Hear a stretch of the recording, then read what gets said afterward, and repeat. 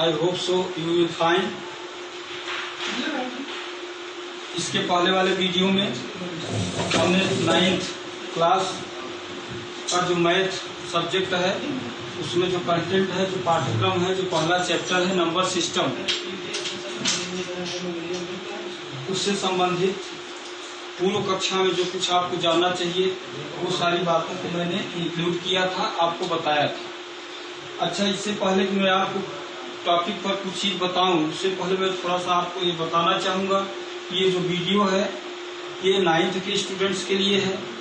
तो जो आपका पाठ्यक्रम है एनसीईआरटी के तहत, वो चाहे यूपी बोर्ड का हो चाहे सीबीएसई बोर्ड का हो, जो कंटेंट है, जो पाठ्यक्रम है, वो तो आप जान लीजिए कि बिल्कुल सेम है, वही है। सिर्फ अगर अलग है तो लैंग्वेज। यद्यपि हमारे हाथ में इस समय यूपी बोर्ड की बुक है, लेकिन मैं ये वीडियो जो बना रहा हूँ वो 8th पास आउट सभी स्टूडेंट्स के लिए उपयोगी है, क्योंकि 8th के बाद कुछ स्टूडेंट सीबीएसई बोर्ड में जाना चाहेंगे, कुछ यूपी बोर्ड में जाना चाहेंगे। तो इसलिए जो हमारा कम्युनिकेशन होगा वो हिंदी इंग्लिश मिक्सअप होगा, जिसलिए दोनों के लिए उपयोगी हो। तो चलिए, 9th UP and CBSE board यहाँ इसलिए मैंने लिख दिया है, इंगित कर दिया है कि आप दोनों ही इस वीडियो को देख सकते हैं। तो जो पहला चैप्टर हमारा था वो था नंबर सिस्टम। इसके पहले वाले वीडियो में मैंने बताया था कि नंबर सिस्टम में आपको जो पूर्व क्लासेस में जो जानकारी है वो आपको आना चाहिए। As natural number, whole number, natural number, whole number, prime number, composite number, rational number, irrational number, real number, इन सब चीजों के विषय में मैंने थोड़ा थोड़ा आपको डिफिनेशन भी दिया था, एक बार अच्छे से समझाया था, साथ ही साथ एक्सरसाइज 1.1 भी हमने कराया था। तो आज एक्सरसाइज 1.2 स्टार्ट करते हैं। नंबर सिस्टम एक्सरसाइज 1.2 पढ़ने के पहले एक बार हम फिर आपको रियल नंबर पर फोकस करेंगे। रियल नंबर, वास्तविक संख्या। What is real number? Real number क्या है? उस दिन मैंने आपको बताया था कि वास्तविक संख्या या रियल नंबर वह है जो परिमेय संख्या और अपरिमेय संख्याओं के संग्रह से बना होता है। अर्थात रियल नंबर में परिमेय संख्या और अपरिमेय संख्या दोनों होते हैं। तो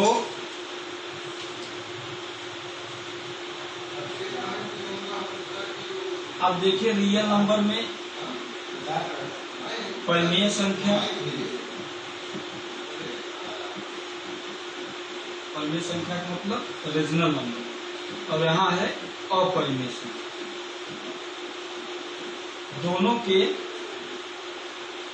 दोनों इसमें रियल नंबर में दोनों के संग्रह को हम रियल नंबर। अब उसके बाद आता है परिमेय संख्याओं का दशमलव निरूपण। जब हम परिमेय संख्या किसे करते हैं, p/2 के रूप की संख्याओं को परिमेय संख्या करते हैं, अर्थात सभी भिन्न परिमेय संख्याएं होती हैं। where q does not equal 0, q 0 के बराबर न। तो परिमेय संख्या का जो दशमलव निरूपण होता है, expansion of rational number, expansion of rational number, परिमेय संख्याओं का बहुत थोड़े में आपके सामने रख रहा हूँ, परिमेय संख्याओं का दशमलव निरूपण। आप बुक्स देखेंगे, सारी चीजें इसमें बिल्कुल समझाई गई हैं। तो परिमेय संख्याओं का दशमलव निरूपण, एक्सपेंशन ऑफ रेशनल नंबर। तो परिमेय संख्या का जो दशमलव निरूपण होता है वो दो प्रकार का होता है। इसके मैं दो एग्जाम्पल आपके सामने रखता हूँ। मान लीजिए पहला एग्जाम्पल है 7/8। जब 7/8 अर्थात 7 में जो हम 8 से डिवाइड करेंगे तो जो हमारा भागफल आता है वो आता है 0.875 और रिमाइंडर क्या आ जाता है 0। तो इसको हम क्या कहेंगे? इस प्रकार का जो दशमलव निरूपण है इसको हम क्या बोलते हैं? शांत दशमलव। उस दिन भी मैंने आपको बताया था, शांत दशमलव। इंग्लिश में क्या बोलेंगे इसको? Terminating decimal. टर्मिनेटिंग डेसिमल, शांत दशमलव।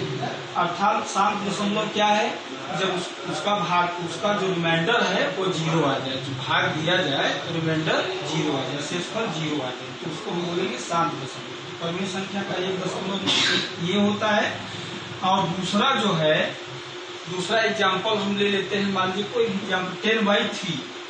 तो जब 10/3 10 में 3 का हम डिवाइड करते हैं तो हम क्या देखते हैं कि रिमाइंडर 0 नहीं आता, यह और इसका जो भागफल है 3.333 डॉट डॉट इस तरह से।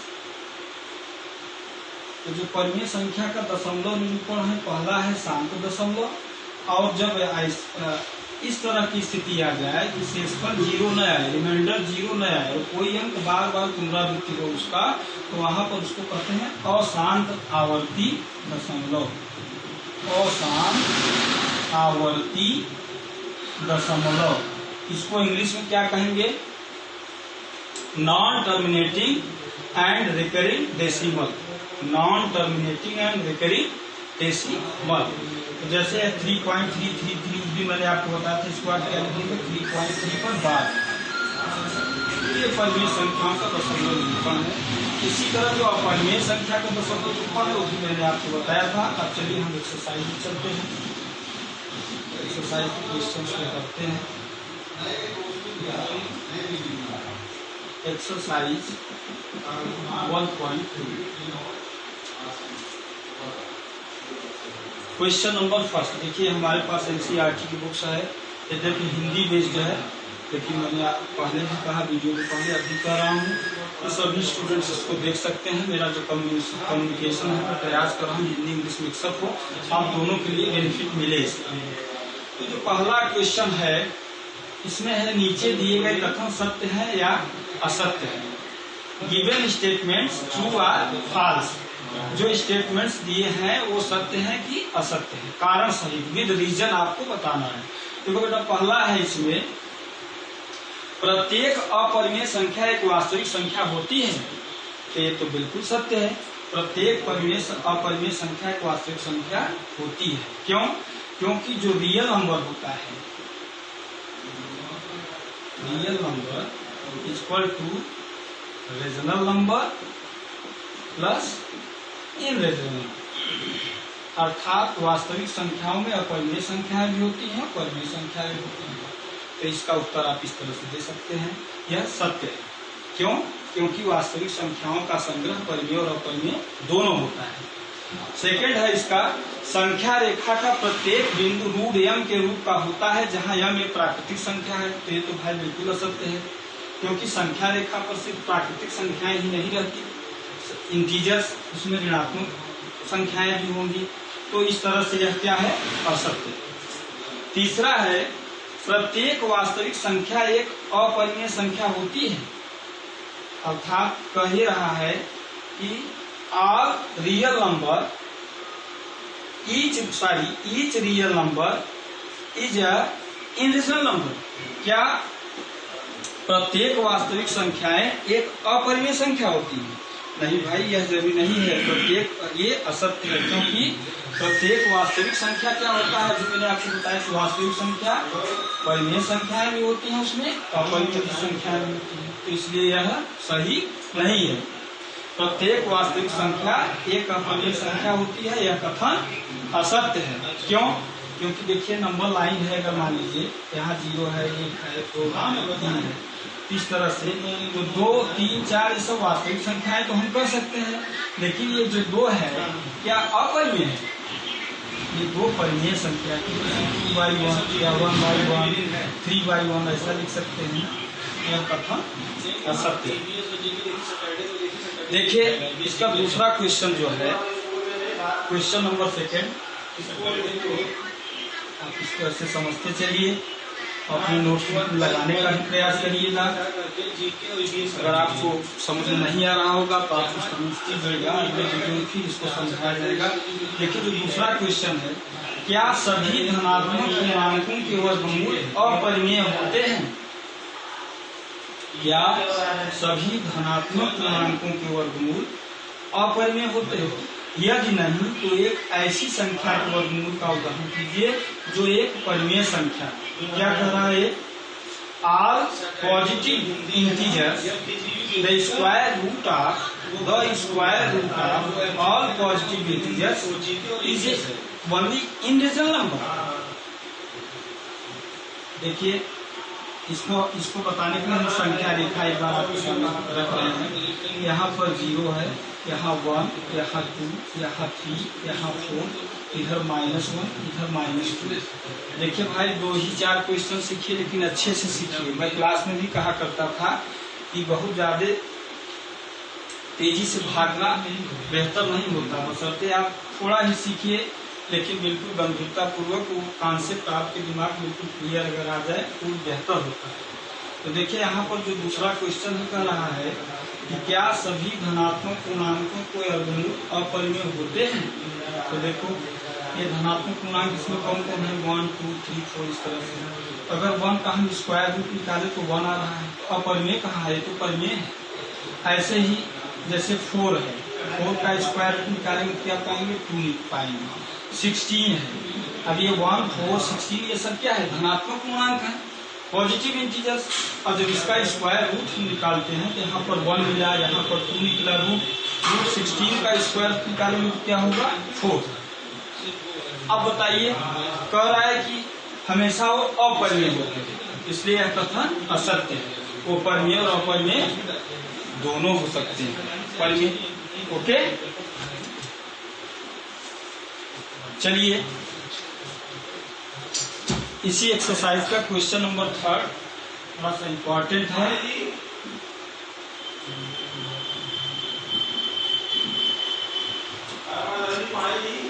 क्वेश्चन नंबर 3 है,